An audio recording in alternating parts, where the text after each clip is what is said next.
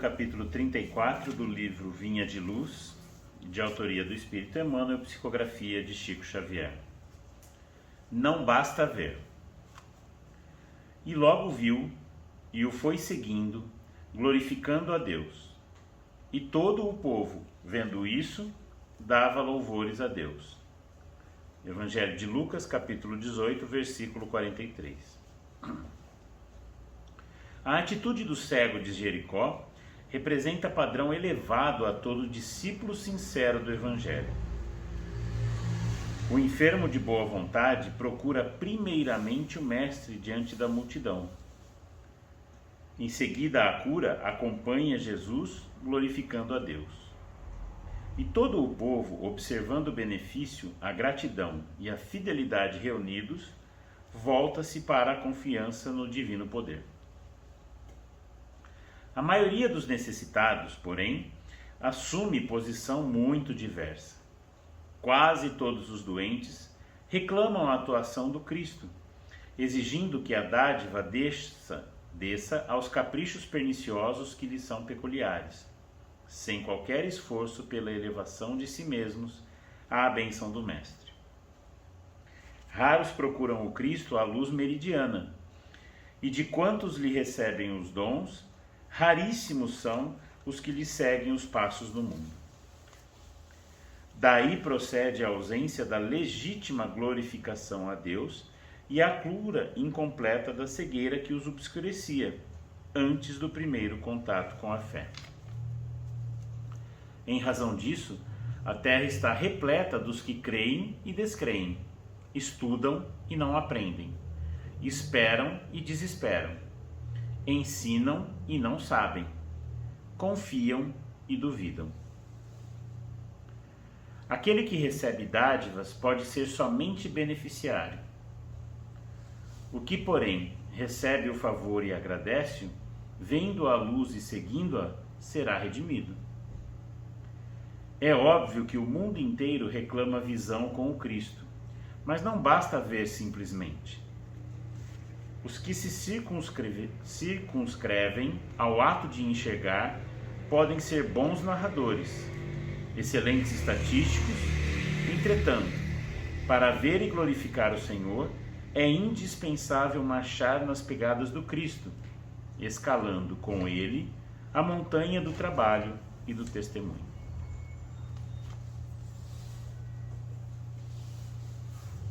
Senhor Jesus,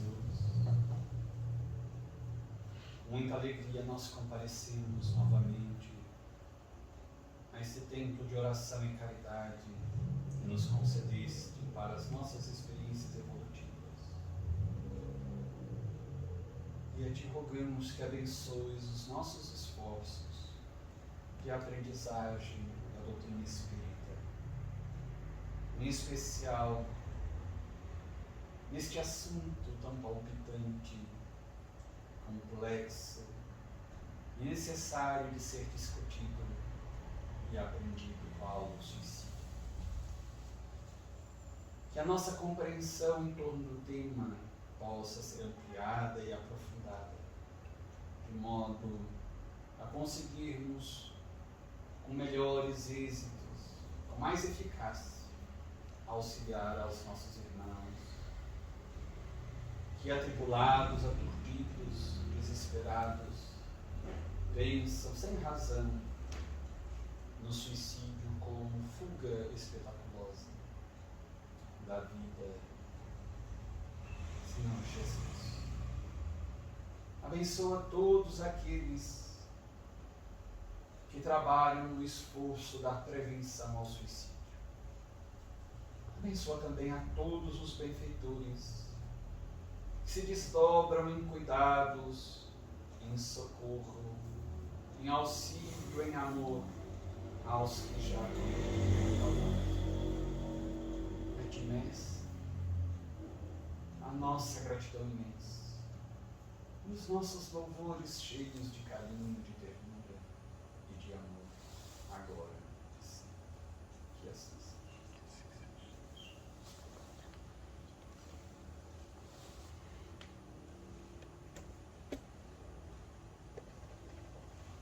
Vamos então dar conta continuidade.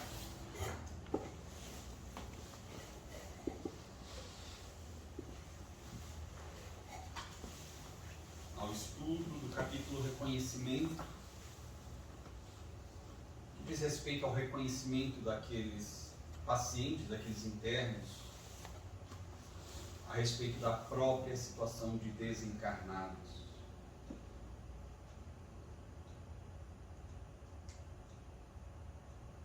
E daí nós vamos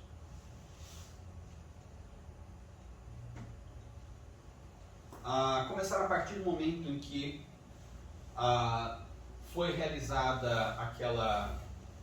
estava sendo realizada aquela reunião dirigida por Teócrito, com a presença de todos os internos daquela instituição dirigida por Maria Santíssima, internos que já tinham condições, que estavam em condições de acompanhar, portanto, aquela atividade.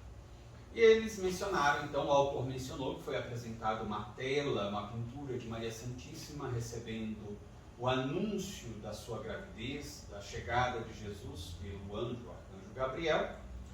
E depois, também mencionado a música, o cântico espiritual que chegava à audição daqueles internos, sem que eles pudessem identificar de onde vinha aquele coro, aquela música de coro. E também foi mencionado que houve a realização para o início também daquela atividade, daquela reunião, de uma prece. E Camilo menciona quais foram os efeitos daquela prece dirigida a Maria, a evocação a Maria Santíssima, sobre todos os pacientes presentes naquela reunião. Vocês se lembram? Aqui ele está falando das lágrimas irromperam, emoções gratas ergueram. A primeira coisa que ele fala aqui é que ele diz doce refrigério, né? Quer dizer, um alívio das dores que eles estavam sentindo, das dúvidas, já foi começando a acontecer dentro de cada um deles. Que todos entraram em pranto, mas não um pranto sofrido, um pranto de alegria, de alívio, lembrando também, eles tiveram acesso a lembranças da última passagem, da casa que viveram, da infância, das mães, né? E isso foi trazendo para eles, então, só nesse momento da oração já era um alívio. E eles sentiam algo interessante. Ele diz aqui: e eis que inesperadamente tais lembranças ressuscitavam almo fantasma, que vinha para se impor com o sabor de ósculos maternos em nossas frontes abatidas. Então tudo isso eles recebiam de uma forma que parecia para eles realmente o carinho de mãe que eles estavam recebendo. Exatamente. É interessante porque o primeiro momento em que eles realmente se reúnem para uma prece. Os benfeitores faziam preces por eles, etc., mas eles próprios acompanharem uma prece estava sendo a primeira experiência novamente. O autor recorda que normalmente aqueles indivíduos ali presentes, pelo menos grande parte deles, tinha recebido orientações a respeito da prece na infância, né, dos pais e sobretudo das mães, que naquela época essa tarefa era confiada mais às mães. Hoje em dia há a participação maior dos pais nessa educação, nesse acompanhamento dentro do lar dos filhos. Então ele diz que esse recurso, a utilização do recurso da prece tinha sido ficado esquecido tanto durante a reencarnação, a última reencarnação em que eles cometeram suicídio, e mesmo depois da desencarnação eles também não se recordavam de utilizar o recurso da prece conquanto tivessem sido orientados nesse sentido pelos próprios pais, sobretudo pelas mães, na infância. E daí diz que realmente essas lágrimas eram de alegria e que recordações saudáveis, positivas, porque também até aquele momento todas as recordações que eles acabavam tendo eram negativas e perturbadoras. Tanto assim que eles foram orientados, e até mesmo foi algo imposto a eles, que fazia parte do regulamento da instituição, não trazer evocações do passado, porque havia um vício, que era evocar recordações negativas.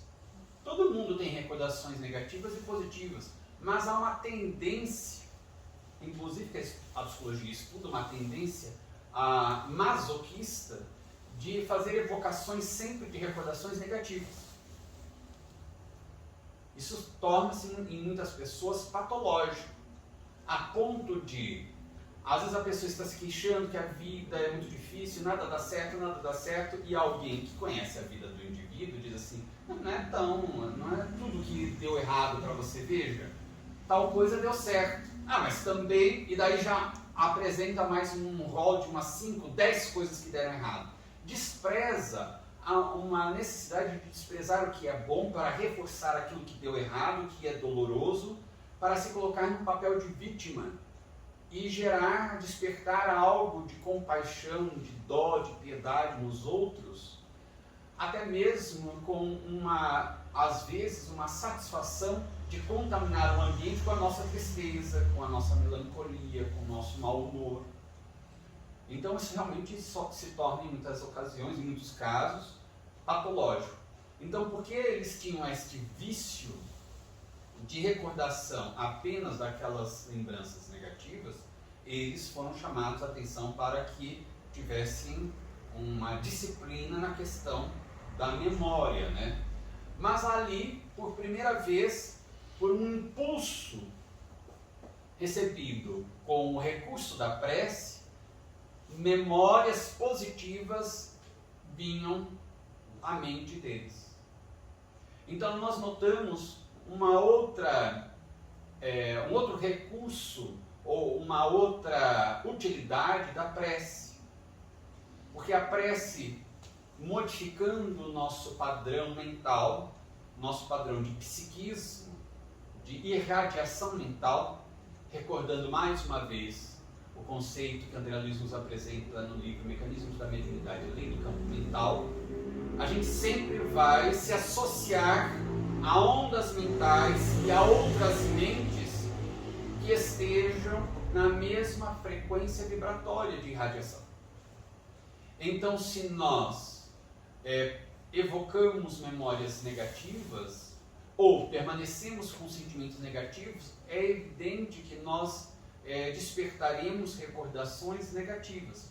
Mas, se nós modificamos o nosso patamar de frequência vibratória, também isso estimulará o nosso inconsciente a liberar memórias que apresentem irradiações ou vibrações, ou que nos provoquem vibrações equivalentes, ou seja, melhores. Enquanto eles estavam apenas na faixa do sofrimento, da angústia, do desespero, surgiam do inconsciente ou do subconsciente recordações negativas. Quando eles se entregam à prece, naquela evocação à Maria Santíssima, isso faz com que sejam abertos arquivos diferentes do inconsciente. Arquivos de memórias positivas. Então, de maneira que, mais uma vez, a gente conclui que tudo na nossa vida dependerá da nossa mente.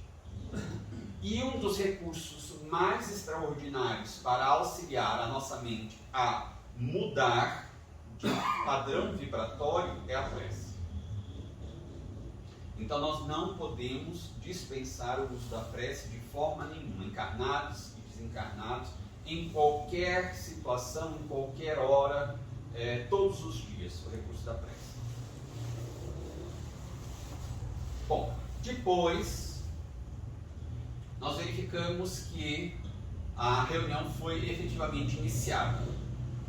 Nós verificamos aqui, o autor comenta que quem presidiu a reunião, né, era o presidente, digamos assim, o dirigente daquela reunião, foi o irmão Teócrito, mas ele tinha auxiliares, mas sobretudo 2 outros indivíduos assessorando na atividade que seria realizada mais diretamente, que eram os irmãos, vocês se lembram? A gente viu. Era Alceu e Romeu. Romeu e Alceste. Eu tive a mesma Alceu dificuldade de trocar. Eu misturei os nomes deles. Romeu e Alceste. Os 2 hindus que eles tinham conhecido logo quando eles chegaram àquela instituição. Que eram também espíritos muito nobres, embora não chegassem ao mesmo patamar evolutivo de Teócrito. E daí ele menciona que naquele salão, estava repleto de pessoas, havia um telão semelhante ao que eles tinham nos quartos, mas maior, e tinha um equipamento, um componente ou componentes extras. Ele diz que havia, aqui ele utiliza a palavra, acho que está na próxima página, um diadema, seria uma semicoroa, como se fosse uma tiara, né? E também, vinculado a esse diadema, pequenos fios condutores, de faíscas, né, de luz, que conectava aquele diadema, aquela meia coroa, né, como se fosse uma tiara, àquele telão. Uma outra coisa também que ele menciona aqui quando vai iniciar a tarefa, era que aquele encontro seria uma espécie, segundo o autor diz aqui, uma espécie de doutrinação, de terapêutica moral. E daí diz assim, o seguinte na continuação: com ação decisiva sobre reações necessárias à reeducação de que tínhamos urgência. Diremos apenas que nessa primeira aula fomos submetidos a operações tão melindrosas, levadas a efeito em nosso senso íntimo, que a incerteza quanto ao estado espiritual para o qual resvaláramos foi hábil e caridosamente removida de nossa compreensão, deixando que a luz da verdade, sem constrangimentos, se impusesse à evidência. Ficamos categoricamente convencidos da nossa qualidade de espíritos separados do envoltório corporal terreno, o que até então para a maioria era motivo de confusões acerbas, de assombros incompreensíveis. E tudo se desenrolou singelamente, sendo nós próprios os compêndios vivos usados para magníficas instruções, as operações irrefutáveis. E daí ele vai mencionar como isso aconteceu. Ele diz então que a primeira vítima, entre aspas, né, o primeiro paciente a ser submetido àquele tratamento, porque eles realmente estavam naquela dúvida: morremos, não morremos? Parece que nós morremos, mas continuamos vivos, o que seria isso, etc. Essa confusão realmente é muito marcante para a maioria das pessoas, porque não há, para a maioria das pessoas ainda na Terra, o conhecimento mais exato da sobrevivência da alma, ou seja, da imortalidade da alma. Mesmo em doutrinas que consideram a alma imortal, as doutrinas espiritualistas, e o espiritismo é uma doutrina espiritualista, mas para a maioria das doutrinas espiritualistas, este conhecimento da vida após a morte, além do túmulo, é um conhecimento muito vago. Não se sabe exatamente o que se passa, não há demonstrações, não há evidências, não há provas.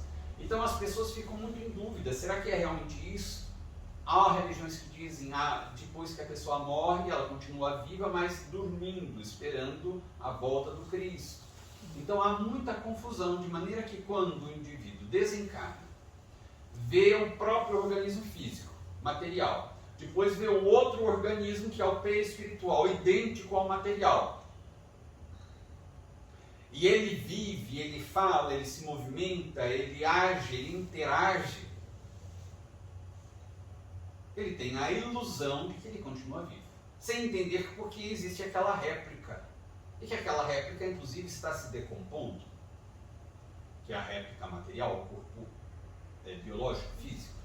Então é muito realmente difícil para as pessoas entenderem. Por esta razão, o conhecimento da doutrina espírita é muito importante para que as pessoas com esta compreensão, possam realizar essa transição da vida física para a vida espiritual de maneira mais fácil, menos traumática. Ele diz então que o Belarmino foi o escolhido como primeiro paciente a ser submetido àquela terapia.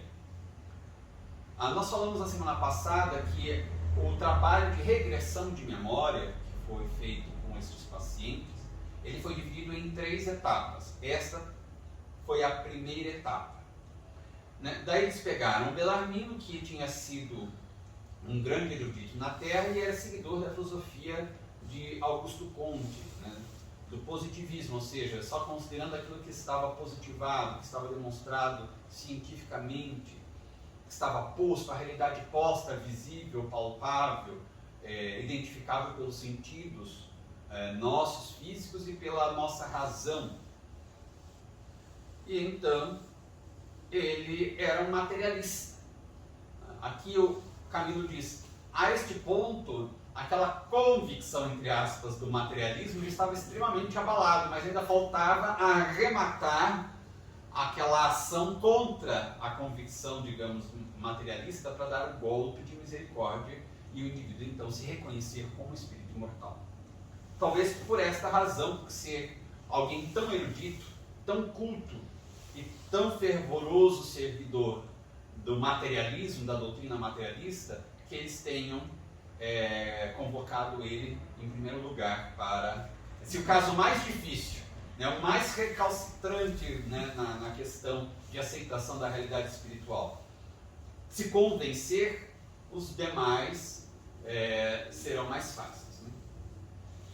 E então, daí eles fizeram o seguinte, colocaram esse professor de línguas, o Belarmino, à frente do aparelho luminoso do grande telão, e ligaram, ou seja, o Belarmino àquele telão por um diadema, ou seja, um tipo de semicoroa, preso este diadema a tênues fios que se diriam cintilas, ou seja, faíscas imponderáveis de luz.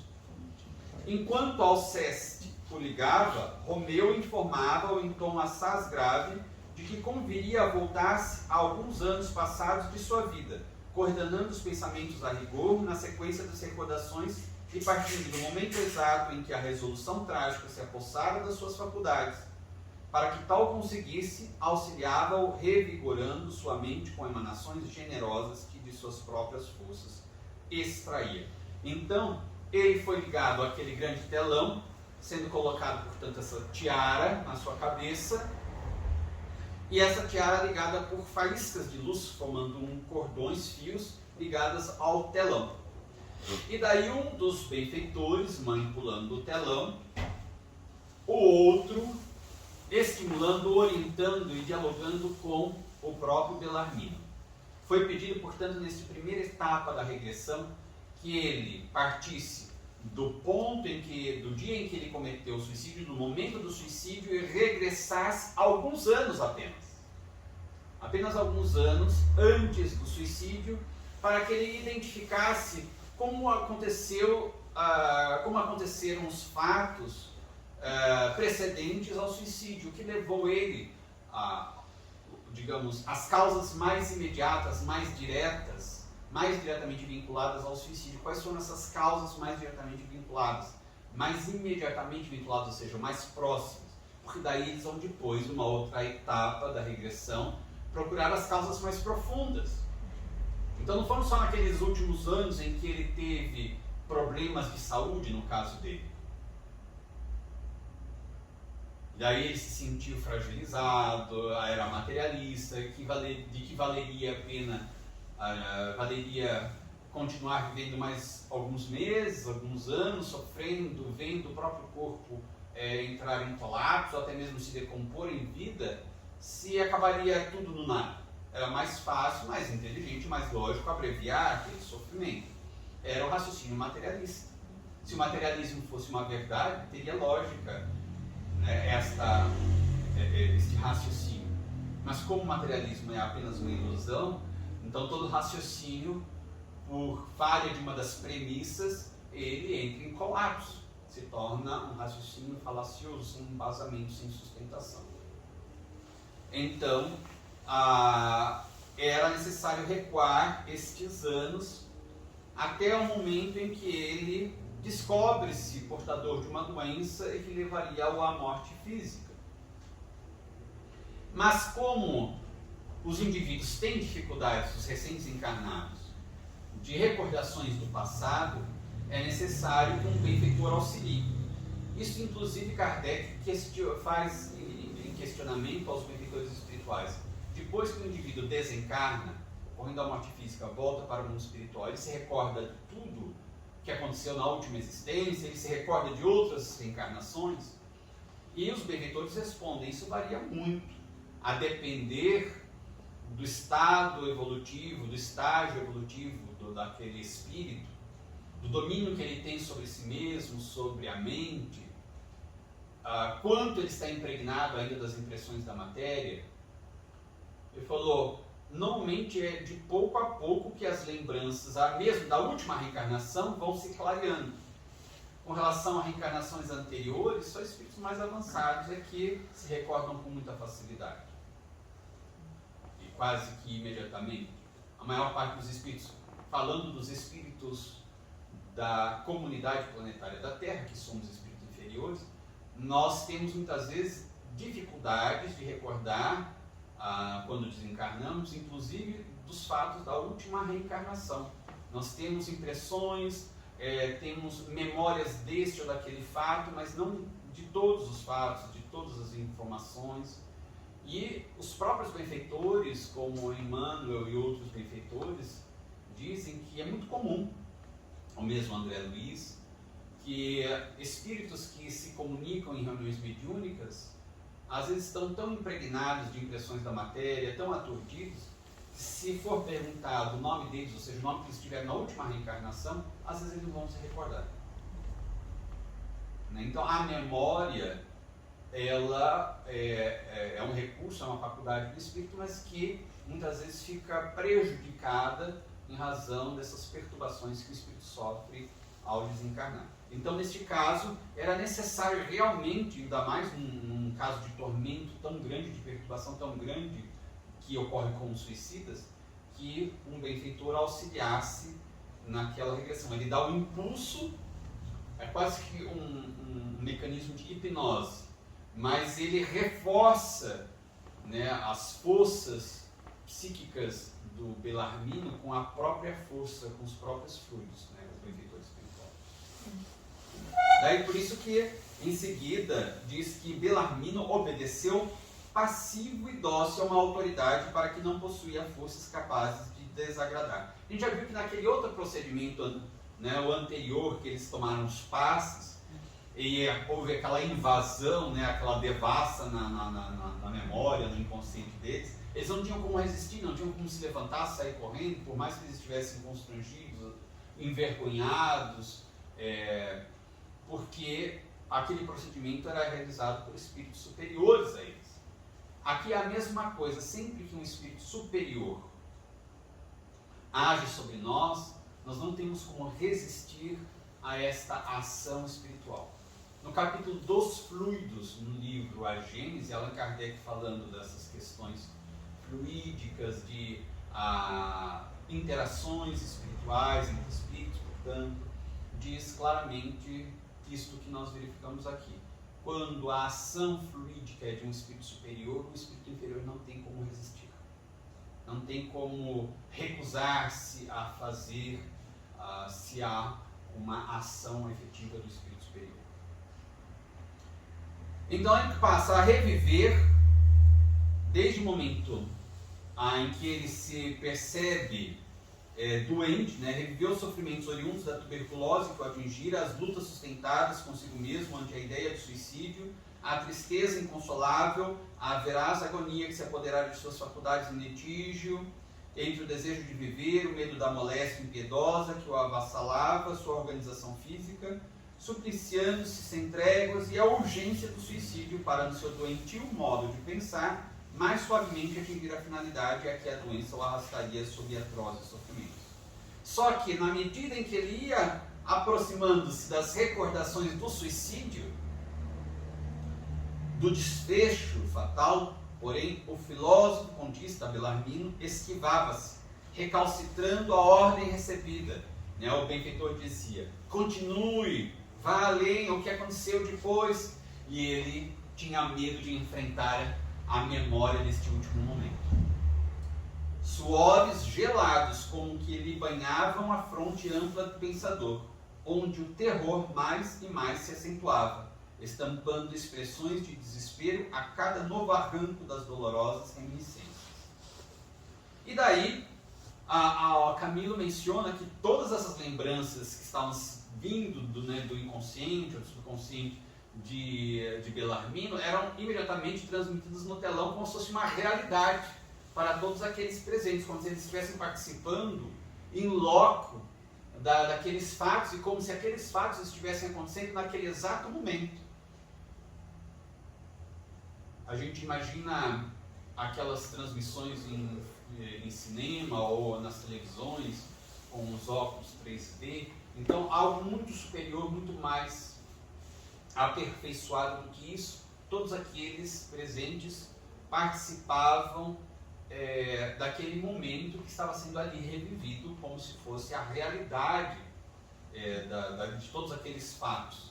Como se eles estivessem realmente no momento, todos aqueles eventos dos últimos anos da vida de Belarmino, como se toda aquela plateia estivesse presente, acompanhando, se ele estivesse pensando alto, falando que ele quer se matar. Então é algo bastante interessante e impressionante, gerando impressões fortes em todos os presentes. E daí ele diz assim, que chegou então o momento do ato fatal, do suicídio, e lamentáveis do execrável momento. A este, depois que foi reproduzido o momento do seu suicídio, começaram a ser reproduzidos naquele telão, reproduzidas as cenas das situações tormentosas de além-túmulo. O drama abominável que surpreendera, as confusas sensações que durante tanto tempo mantiveram enlouquecido.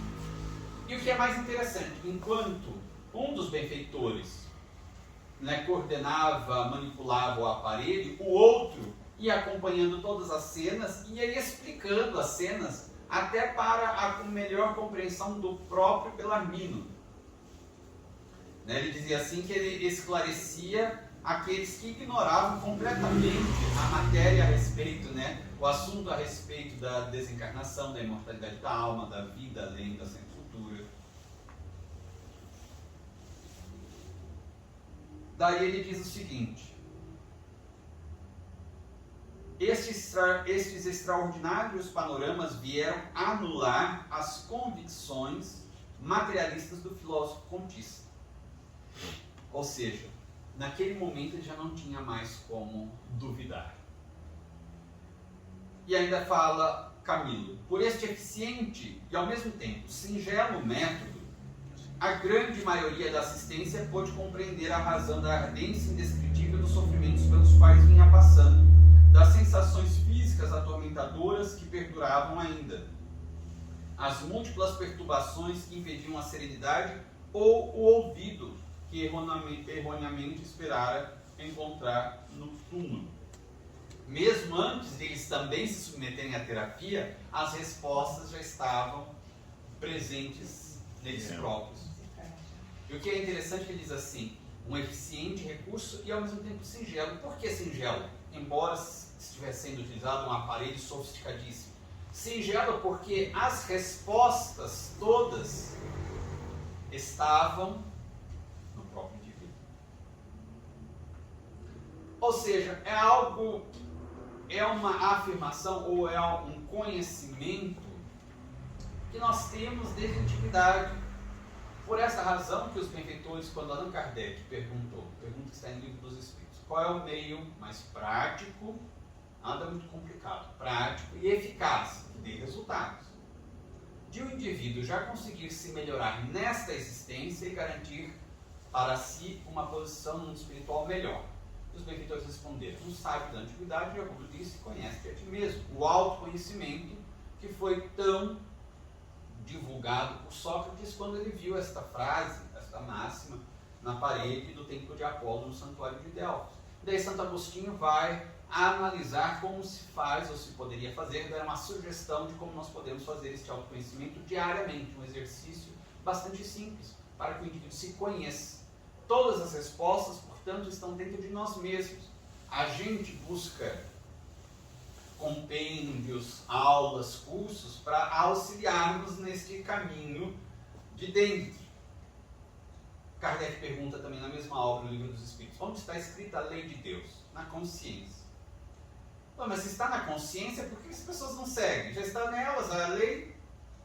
Por que foi necessário que Deus enviasse profetas, missionários, reveladores desta lei divina? E os benfeitores responderam: porque o ser humano, os seres humanos, ou esqueceram ou desprezaram a lei de Deus. Então era necessário relembrá-los. Olha, vocês têm a lei divina, está na consciência de vocês. A gente vai explicar um pouquinho sobre ela, mas toda a lei está na consciência de vocês. Pode buscar lá, dar uma olhada dentro que está ali. Então é necessário nos lembrar muitas vezes, nos alertar, porque a gente despreza, a gente faz pouco caso. Então aí está, mais uma vez, a questão. Por que era singelo o mecanismo? Porque, na verdade, o mecanismo era apenas fazer com que o indivíduo realizasse o autodescobrimento, a viagem interior, buscasse em si mesmo as respostas. Isso que todos os filósofos da antiguidade, não todos, mas muitos filósofos, os grandes filósofos, Sócrates, Platão, Xenofonte, todos eles falavam, não apenas da Grécia, mas nós também tivemos Confúcio, Lao Tse na China. Buda também falava a mesma coisa. O conhecimento antigo do Tibete, a mesma coisa. Quando se lê o pequeno livro de grande sabedoria, A Voz do Silêncio, de ensinamentos do antigo Tibete, tudo isso nos indica uma mesma direção para a nossa evolução. O autoconhecimento, a viagem interior, a busca dessa compreensão de nós mesmos.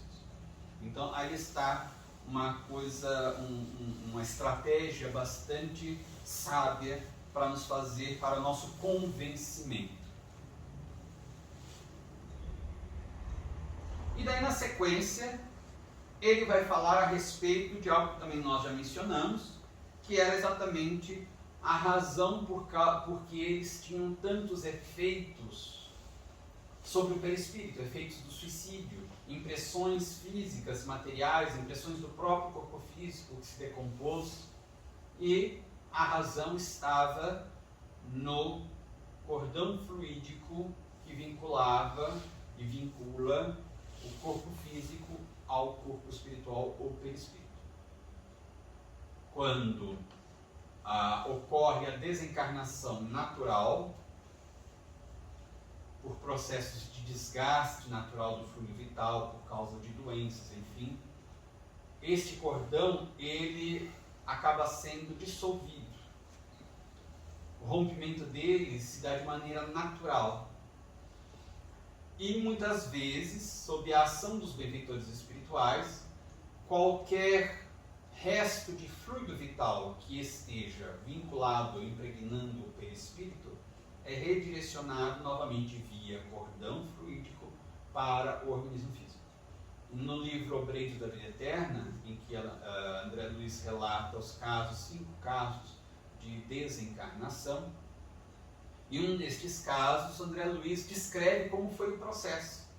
Então, o benfeitor espiritual desligou, o moribundo, era uma pessoa, um senhor muito enfermo, desligou do corpo físico, afastando do corpo físico, e quando nós falamos moribundo, doente, o espírito, nós estamos falando do binômio espírito, corpo espiritual ou perispírito. O perispírito sempre acompanha o espírito. Então foi afastado o binômio espírito, perispírito do corpo físico, e foi mantida a vinculação do perispírito com o corpo físico por meio deste cordão fluídico. Era a única vinculação que ainda restava. E o benfeitor diz a André Luiz: se você quiser permanecer no local para as suas análises, o seu aprendizado, a sua aprendizagem, você pode ficar. Eu tenho um compromisso, amanhã voltarei aqui para fazer a desconexão, desligamento deste último vínculo, deste fluido, desse cordão fluídico. Cortarei o cordão fluídico, como se fosse um cordão umbilical. E realmente no dia seguinte o benfeitor chega, mas antes de cortar o cordão fluídico, ele faz uma última operação. Ele percebe que há fluidos espirituais impregnando o corpo físico ainda. E daí ele faz com o uso do seu magnetismo, o poder seu mental, ele desloca estes fluidos espirituais via cordão fluídico para o perispírito. E percebeu que havia ainda resíduos de fluido vital, que são materiais, no perispírito. Então, via cordão fluídico, ele desloca este fluido vital, esses resíduos de fluido vital, do perispírito para o corpo físico. E daí, com cada coisa no seu lugar, com cada fluido no seu devido corpo, fluidos espirituais vinculados ao perispírito, fluido vital vinculado ao corpo físico, ele desconecta o cordão fluídico. Então aí nós verificamos um processo bastante complexo realizado por benfeitores de grande gabarito, especialistas nesta tarefa de desencarnação. O que não acontece quando o indivíduo se suicida. Porque daí ele simplesmente estraçalha o cordão fluídico. Mas a gente já viu que ficam estilhaços. E há uma grande quantidade ainda de fluido vital impregnando o perispírito, que não foi devidamente deslocada de volta para o corpo físico. Então ele fica profundamente impregnado no seu perispírito de fluido vital, que se comunica com o fluido vital ainda do corpo físico, por causa das vinculações energéticas. É o mesmo fluido que, na verdade, se comunica. As impressões do corpo físico, impressionando, digamos, agitando as partículas, moléculas deste fluido vital, essas impressões se comunicam com o fluido vital que ainda está impregnando o perispírito do desencarnado. E daí ele tem todas essas repercussões e impressões no seu perispírito daquilo que está acontecendo na matéria densa, no corpo físico. Até aqui alguma dúvida, alguma pergunta? Não.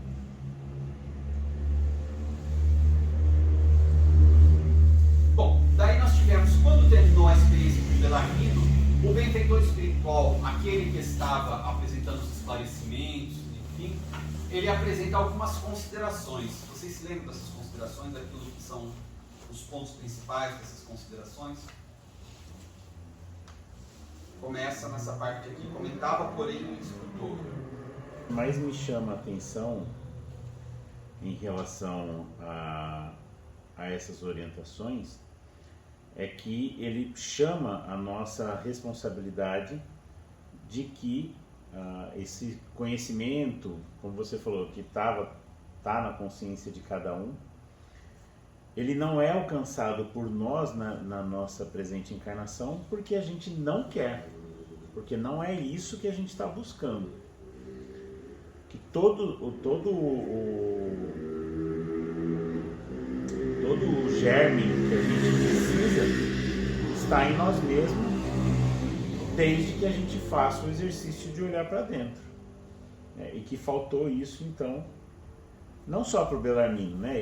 Eu acho que isso ficava bem claro, que quando ele fala de Belarmino, obviamente ele está falando de cada um daqueles que estão presentes, e estendendo isso, e com certeza é por isso que o livro é escrito, estende a cada um de nós esse convite, né? Não é um convite para quem cometeu suicídio, para quem pensa em cometer suicídio, é um convite a cada um de nós que façamos sempre esse olhar interior para que a gente possa adquirir então essas virtudes divinas que estão dormentes em cada um de nós.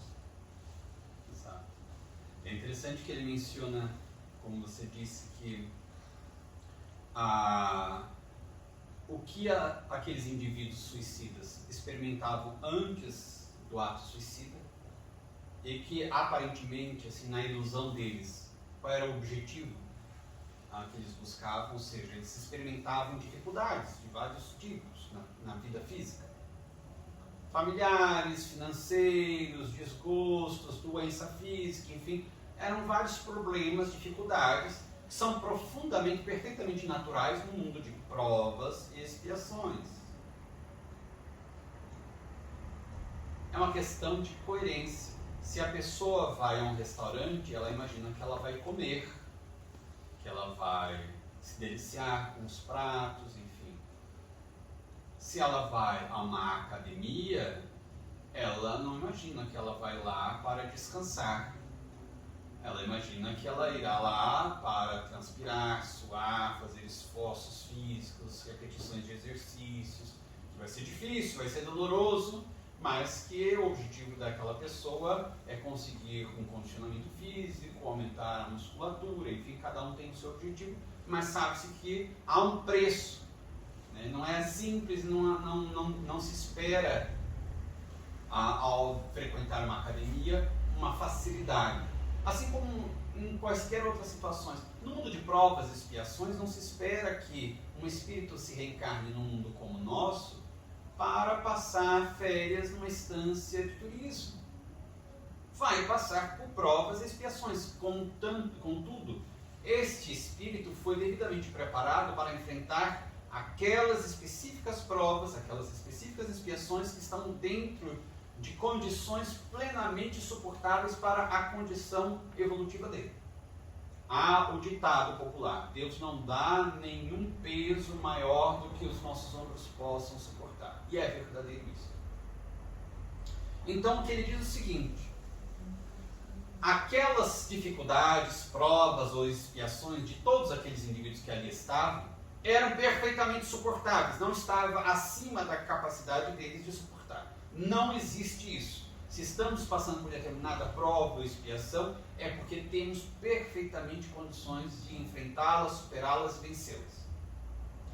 Então, esta é uma verdade que foi exposta pelo benfeitor. Segundo, vocês quiseram fugir por covardia das provas e expiações, pela via do suicídio. O que aconteceu? Queriam encerrar com tudo, com todos os problemas, todos os sofrimentos. Continuaram vivos, estão vivos, os problemas que existiam continuam, não apenas continuam, como estão piores, os sofrimentos que eram de um patamar agora saltou para um patamar muito pior, muito mais intenso, e além disso conseguiram outros sofrimentos piores ainda. Em todos os aspectos, o suicídio é uma conduta burra, sem nenhuma lógica. É claro, se a pessoa não tem conhecimento de nada, mas se a pessoa tem um mínimo de conhecimento, ela vai ver que é uma solução falsa. É uma atitude burra. Daí poderia se advogar o seguinte: mas nós não sabíamos. E daí ele vem com a explicação. Não sabiam, que é o que o Bruno destacou. Porque não quiseram buscar a verdade em todas as épocas da humanidade, para todos os povos, todas as culturas, todos os idiomas, a verdade foi apresentada. Há séculos e milênios a verdade vem sendo apresentada. A verdade sobre as leis de Deus, sobre a espiritualidade, sobre a vida após a morte.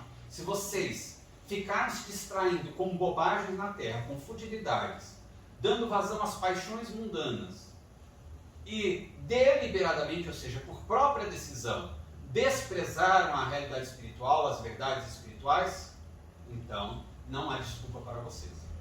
Ó, se na terra, por exemplo, no nosso ordenamento jurídico, a lei diz o seguinte: a lei é pública, toda vez há procedimentos específicos que devem ser seguidos.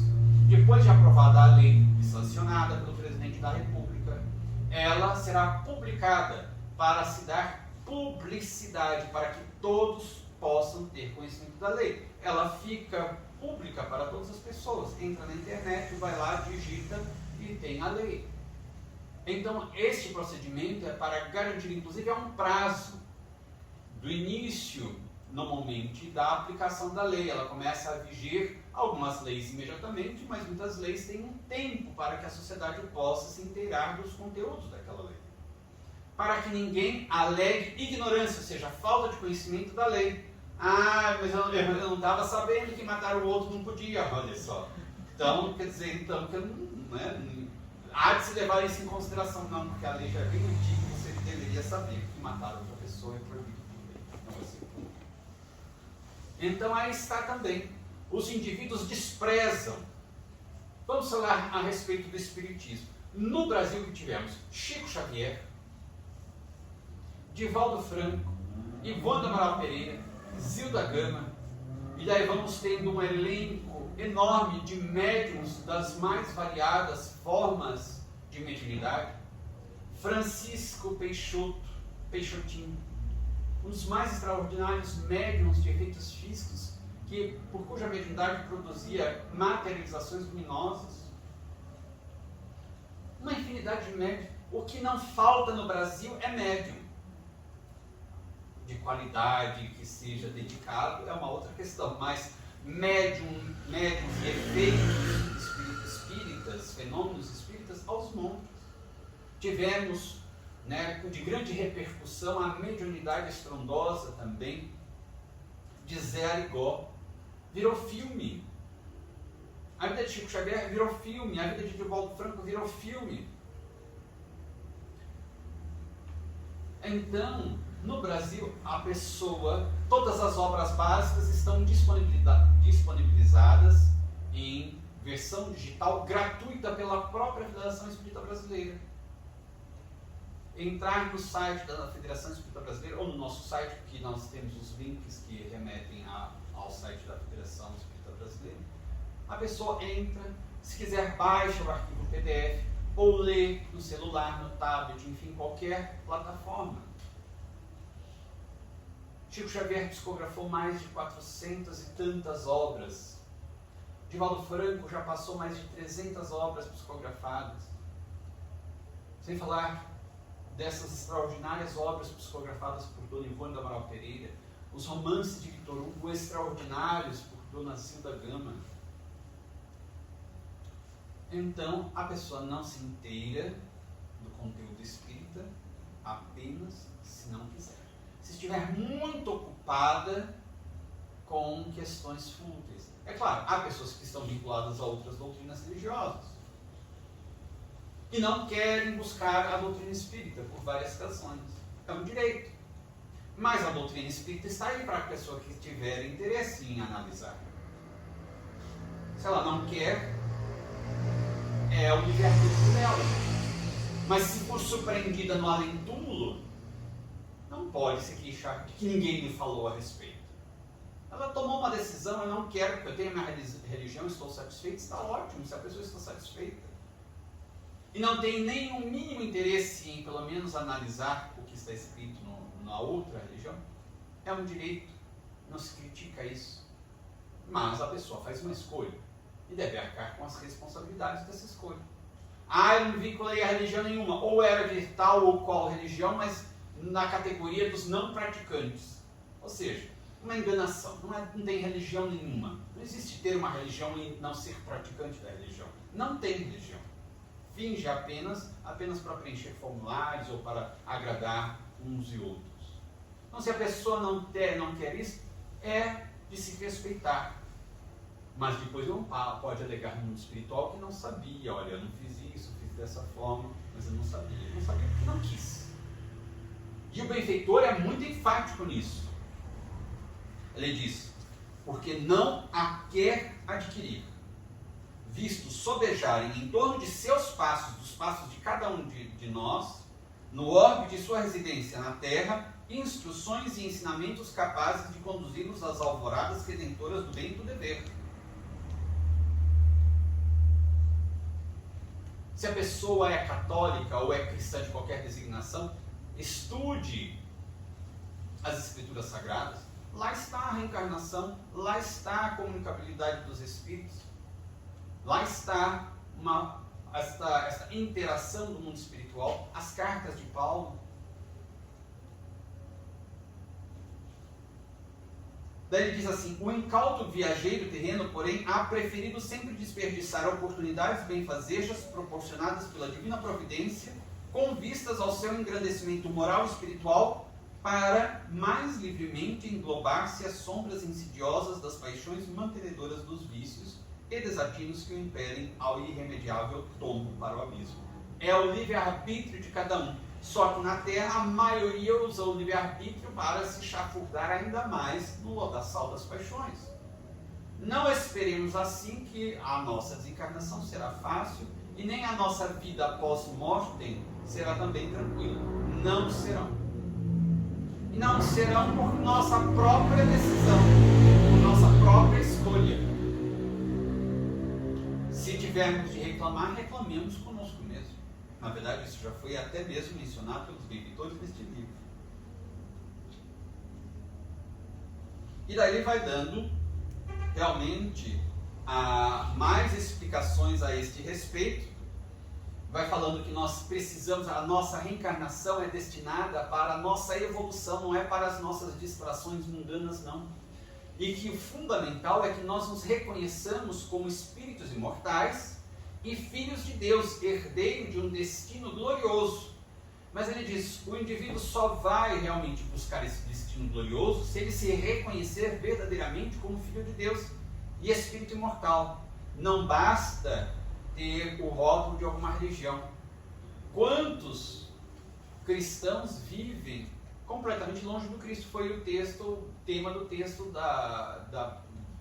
inicial, da leitura preparatória. Longe do Cristo. Há aqueles que recebem um benefício do Cristo e permanecem assim, da mesma forma. Há aqueles que recebem e glorificam. Glorificam como? Reconhecendo, sendo gratos e buscando modificar a vida para seguir o exemplo do Cristo, para seguir a lei divina. Então ele diz, é exatamente isso, ter esta consciência, despertar a nossa consciência de que nós somos espíritos, estamos de passagem. Se nós temos essa convicção, a nossa vida tem de mudar. Porque daí as coisas passam a mudar de valor para a gente. Perdas materiais não tem grande importância, não vou levar nada mesmo. As conquistas mundanas, as glórias do mundo não tem importância nenhuma. O que importa é aquilo que vai me garantir com bem-estar no mundo espiritual. Os títulos, as glórias do mundo, os aplausos das pessoas vão me garantir isso? Não, então para mim não tem importância nenhuma. Se eu receber, se não receber, para mim tanto faz. Então a gente vai redesignando as coisas para nós. A gente vai revalorando as coisas da terra, na nossa vida, a partir dessa nossa convicção. E ele ainda diz assim, que se o indivíduo não tem essa convicção, não é apenas a informação, a instrução, ouvir dizer sobre isso. Se ele não tem essa convicção, se ele não se sente assim, imortal, filho de Deus, de passagem pela terra, e com a reencarnação com um objetivo muito claro, ele vai resvalando de queda em queda, aumentando os seus problemas, os seus conflitos, dando vazão ainda mais às suas paixões inferiores, e vai até a culminância da loucura, normalmente o suicídio.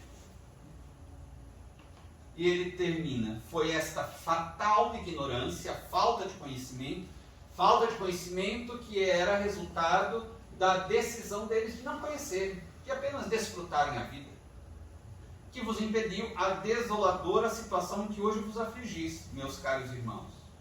E daí ele fala assim, mas nós estamos aqui amando do Cristo, amando de Maria Santíssima, por ordem de Deus, para ajudar vocês. Então fiquem tranquilos que vocês vão se recuperar, mas não sem esforços próprios.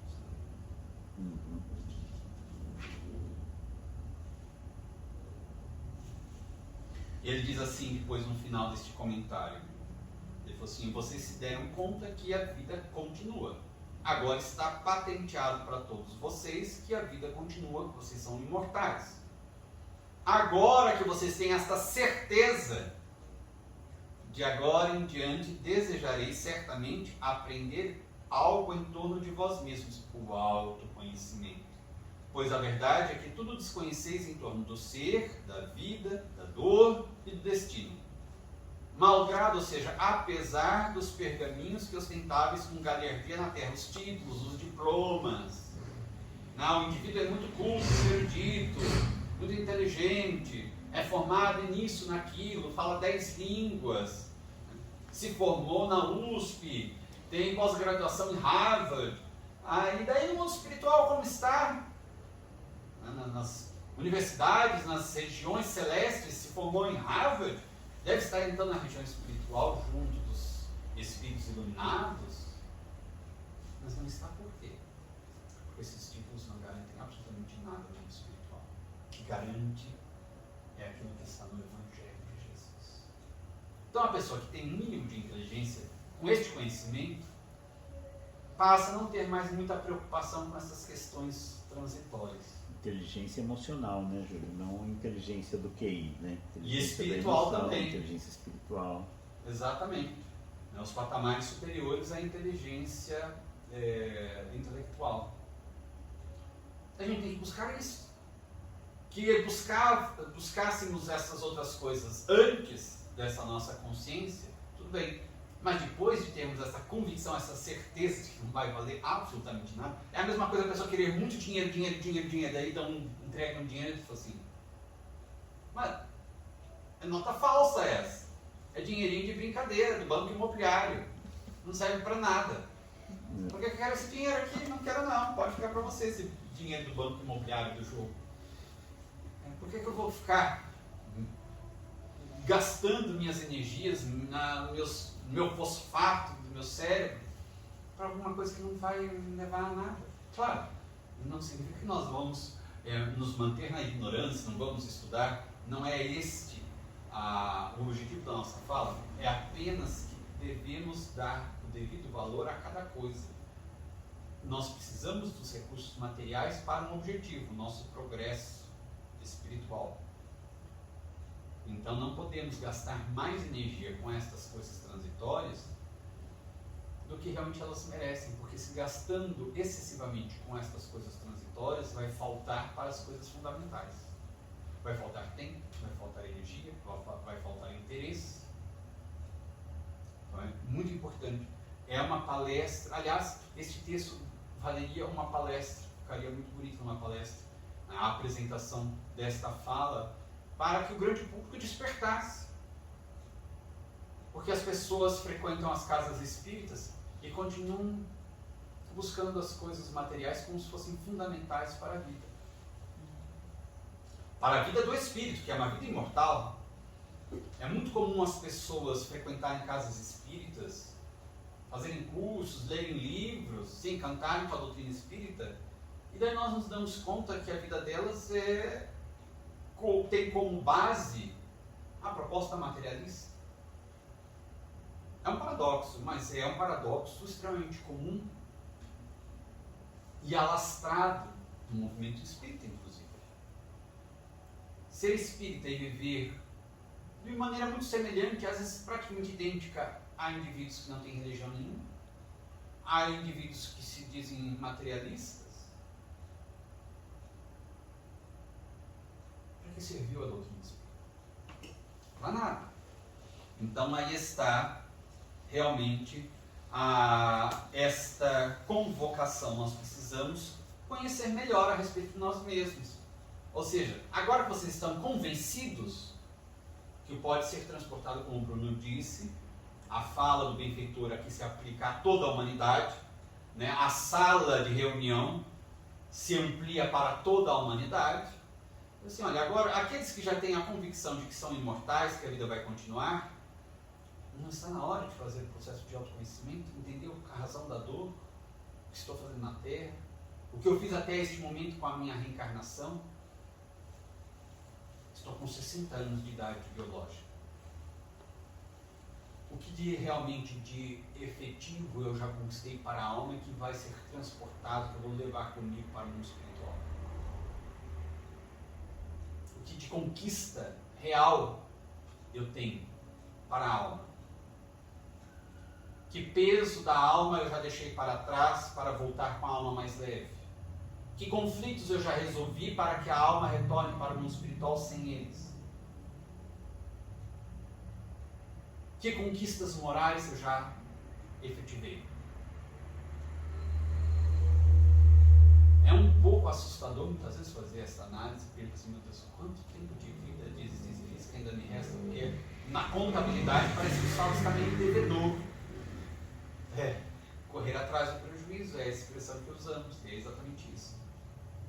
Pelo menos se for amanhã, não vai dar tempo de conquistar muita coisa. Mas a gente já é melhor entrar no mundo espiritual já com essa consciência mais clara e com uma única, pelo menos uma conquistazinha por diminuta que seja, do que sem nada e perturbado, sem entender absolutamente nada. Então vale a pena. Realmente é um texto, essa parte do livro, que daria uma excelente palestra. Até aqui alguma pergunta, alguma dúvida, mais algum comentário?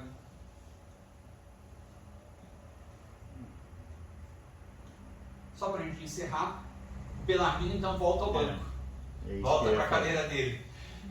Deslumbrado, ele passou por um trauma, que foi traumático, aquela experiência de reviver aqueles últimos anos e o suicídio em si, e os sofrimentos no Vale dos Suicidas, mas ele voltou deslumbrado.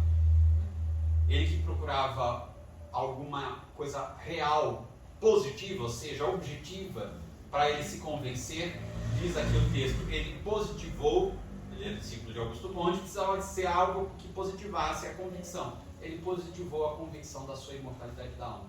Os outros estavam todos meio espantados, ele todo feliz, eu sou imortal, deixa eu ser imortal. Olha, um sofrimento terrível, né? E pelo jeito vai ser pior ainda daqui para frente, agora que mas eu sou imortal, isso que importa, agora eu estou feliz, pelo menos agora eu entendo o que está acontecendo comigo, eu sei onde estou pisando e para onde agora eu devo caminhar. Eu acho interessante nesse trecho o fato de que isso mal conduzido levaria a pessoa a se expor dessa forma a um sentimento de humilhação gigantesco, né? E apesar do choro que ele sentiu, da tristeza de ter revivido aqueles momentos, o embaraço, né? Ele sempre, nos momentos mais difíceis, ele meio que trava, ele tem dificuldade. Quando termina todo o processo, é o que você falou, ele está aliviado, ele foi tão bem conduzido esse processo, na frente de muitas pessoas que provavelmente ele nem conhecia, ou que só aumentaria a humilhação, ele sai totalmente renovado. E feliz, né? Feliz. Ele falou assim, agora ele vai estar destruído, acabado, sai feliz. Ele sai feliz. Aí está o grande risco da terapia de regressão de memória aqui na Terra. Se não é bem conduzido por um profissional altamente habilitado, os riscos são muito grandes de aquilo se tornar um grande trauma, ainda pior para a pessoa. Então, por isso que a doutrina espírita, de forma nenhuma, condena este recurso terapêutico, apenas ressalta que é de risco e, portanto, se necessário, já que talvez outras abordagens terapêuticas não funcionem, não estejam funcionando, se o especialista, que tenha se especializado também nessa terapêutica de regressão de memória, considerar como importante para aquele caso específico daquela pessoa, então que deva ser realizado com todas as cautelas por alguém realmente muito habilitada neste trabalho. Senão o risco é muito grande e o indivíduo pode reviver o momento do trauma e ficar preso naquele trauma e não conseguir mais sair. Muito bem, então vamos agora para a nossa prece de encerramento e liberação para os nossos irmãos.